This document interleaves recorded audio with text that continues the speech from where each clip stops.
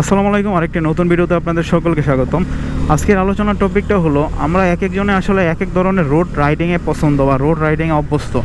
যেমন অনেক লোক আছে যারা একটু গ্রাম অঞ্চলে রাইড করে, তাদেরকে আপনি যদি শহরে এনে ছেড়ে দেন অতি সহজে কিন্তু মানানসই হবে না।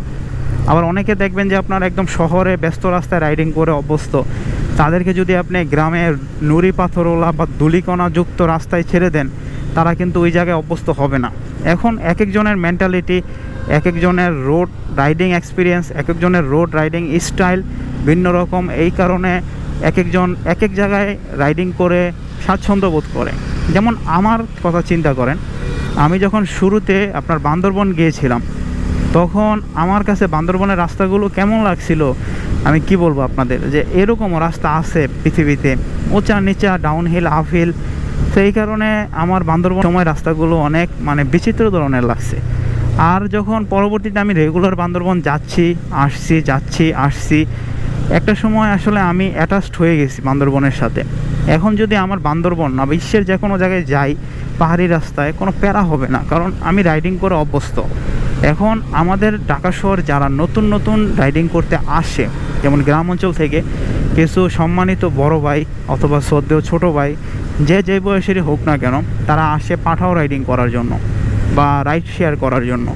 তারা দেখবেন যে অতি সহজেই কিন্তু ঘাবড়ায়া যায় বলতে আপনার যদি ইনস্ট্যান্ট ব্রেকের ক্ষেত্রে তারা জোরে ব্রেক প্রেস করে বা ব্লা অনেক প্রকার ঝামেলা তারা করে ফেলে। এই কারণে তাদের ওই জায়গায় আপনার ঝুঁকিতে বেশিও পড়ে বা সমস্যায় বেশি পড়ে, যে সমস্যাটা আসলে সহজে পরিত্রাণ করা যায় না। তো এই কারণে বলেন তারা আর কি অতি সহজেই ঘাবড়াইয়া যায়, বিভিন্ন প্রকার অকারেন্স করে ফেলে রাস্তার ভিতরে। যেই অকারেন্সগুলো আসলে তাদের ক্ষেত্রে অনেক হার্মফুল হয় বা যাদের সাথে করে তাদের ক্ষেত্রে অনেক হার্মফুল হয়।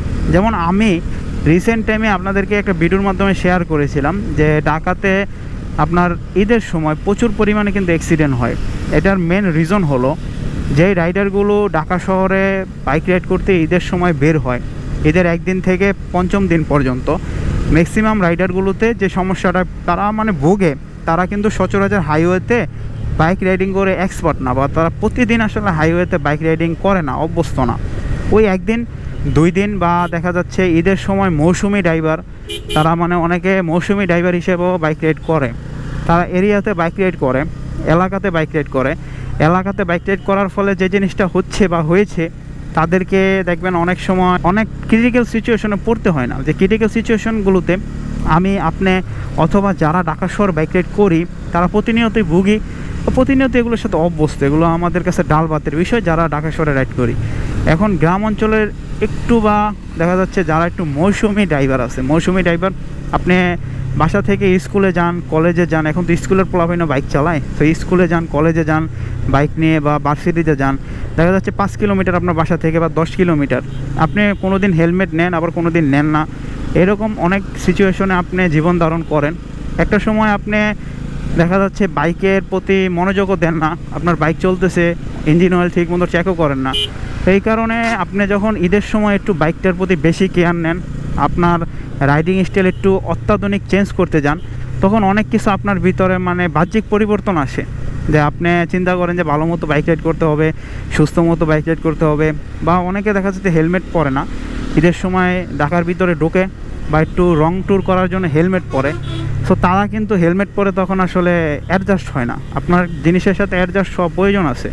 আপনি যে জিনিস ইউজ করেন না কেন, দেখবেন এখন হুট করে আমি যদি এই ব্যাগটা থেকে R15 ভার্সন 3-তে শিফট হই, আমার কিন্তু এই ব্যাগটার সাথে সাডেন টাইম সময় দিতে হবে। এখন আমি যত বড়ই রাইডার হই না কেন, এখন আমি যত বড়ই ব্লগার হই না কেন, এখন আমি যত বড়ই ব্লা হই না কেন, আমাকে কিন্তু সাডেন একটা টাইম আর কি ওই জিনিসটার সাথে দিতে হবে। যে টাইমটা আমি মনে করি সবারই একটা বাইকের সাথে, একটা গাড়ির সাথে অ্যাডজাস্ট হওয়ার জন্য কিছু সময় দিতে হয়। যে সময়টা আসলে আমরা অনেকে দিতে চাই না বলে দেখা যাচ্ছে ম্যাক্সিমাম দুর্ঘটনাগুলো ঘটে। নতুন বাইক কিনে দেখা যায় এই সমস্যা ওই সমস্যা, 1000 কিলোর ভিতরে অ্যাক্সিডেন্ট, 500 কিলোর ভিতরে এই প্যারা ওই প্যারার ভিতরে আমরা পড়ে যাই। কিন্তু আমরা একটা বাইকের সাথে অ্যাডজাস্ট হতেও আমি যেটা মনে করি, আমার নিজস্ব ব্যক্তিগতই মতামত ধরতে পারেন, অনেকের সাথে একমত নাও হতে পারেন, যে আমরা একটা বাইকের সাথে আপনার অ্যাডজাস্ট হতে প্রায় 1000 কিলোমিটারের মতো আপনার প্রয়োজন হয়। সর্বোচ্চ আপনি 2000 কিলোমিটার একটা বাইকের সাথে 100% অ্যাডজাস্ট হতেও সময় নিতে পারেন, তাহলে আপনি অ্যাকুরেটভাবে একটা বাইকের সাথে 100% অ্যাডজাস্ট হতে পারবেন।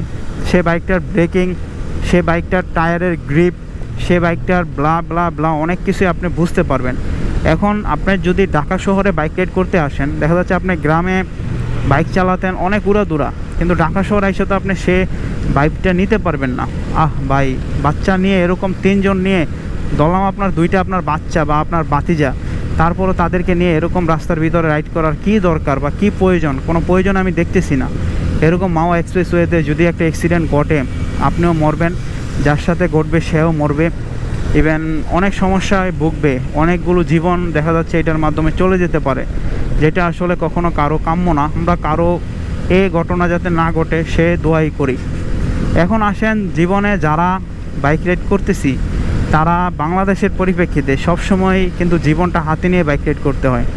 আপনি বাংলাদেশে রাইড করে কখনো বলতে পারবেন না যে আমি বাইক রাইড করে 100% সন্তুষ্টি বা আমি বাইক রাইড করে 100% স্যাটিসফাইভাবে চলতে পারি। তো আমরা যারাই আসলে বাইক রাইড করি, বাস্তব জীবনে কেউই আসলে বাংলাদেশে বাইক রাইড করে কখনো স্যাটিসফাই না। কারণ কি, বাংলাদেশের যে রোড কন্ডিশন, সে রোড কন্ডিশনে বাংলাদেশের মানুষের তুলনায় গাড়ির সংখ্যা বেশি, আবার একটা সময় দেখা যায় গাড়ির তুলনায় মানুষের সংখ্যা বেশি।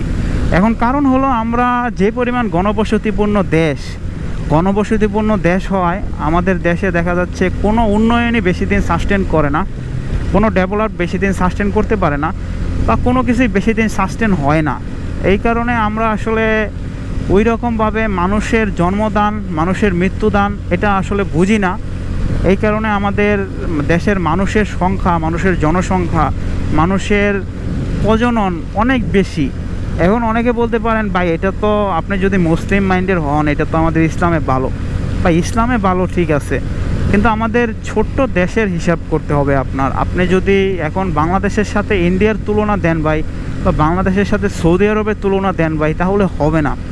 ওই দেশগুলো আমাদের দেশ থেকে অনেক বড়, আমাদের দেশটা অনেক ছোট। আয়তনের দিক থেকে বলেন, বাহ্যিক পরিপ্রেক্ষিতে বলেন, আমাদের দেশটা আদার্স যে দেশগুলোর কথা আমি আপনাদেরকে বলতেছি, সেই দেশগুলো থেকে অনেক ছোট, অনেক মানে নিম্ন আয়ের লোক আমাদের দেশে বসবাস করে। এখনও আমাদের দেশের অনেক জায়গায় এমনও লোক বসবাস করে, আমি দেখেছি পার্সোনালি তাদের।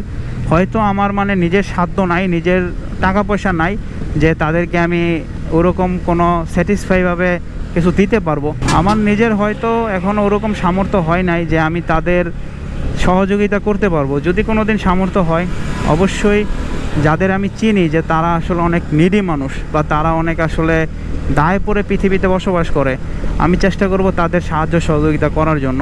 আর মাওয়া এক্সপ্রেসওয়েটা আজকে ঈদের পরে অনেক মানে রাফ রাইডার চলতেছে, দেখা যাচ্ছে গাড়ি রাইডার হোক, বাইক রাইডার হোক, সবাই অনেক রাফ।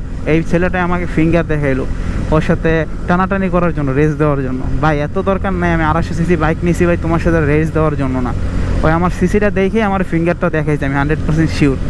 যাই হোক, ওনার অনেক মঙ্গল হোক, আমি দোয়া করি সবসময়। আমি নিজে একটা জিনিস পার্সোনালি সবসময় যেটা মনে করি, যে আপনি আমার খারাপ চান ঠিক আছে, কিন্তু আমি তো আপনার খারাপ চাইতে পারি না। বা একটা মানুষ সবার খারাপ চায়, আপনি তার খারাপ চাইবেন না, কারণ আপনি চাবেন সে সবসময় ভালো থাকুক। কারণ সে সবার খারাপ চোখ সমস্যা নেই, কিন্তু আপনি সবসময় প্রে করবেন সে সবসময় যাতে সবার থেকে ভালো থাকে।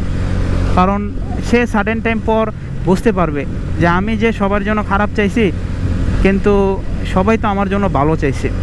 এটা সে কিছুদিন পর বুঝতে চাবে। যেমন এই লোকটা আমাকে ফিঙ্গার দেখায় গেল, অবশ্যই তার ফিঙ্গারের ভ্যালু আছে, তার ফিঙ্গার হয়তো কোনো দিন তার আঙ্গুল থেকে চলেও যেতে পারে।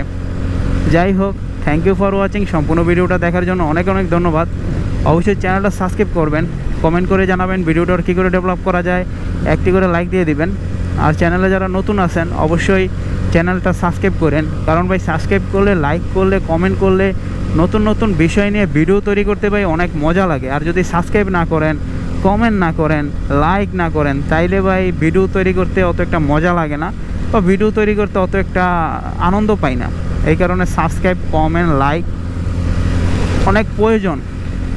একটা ইউটিউবার বা একটা কন্টেন্ট ক্রিয়েটরকে সাস্টেন করানোর জন্য এইগুলো অনেক দরকার।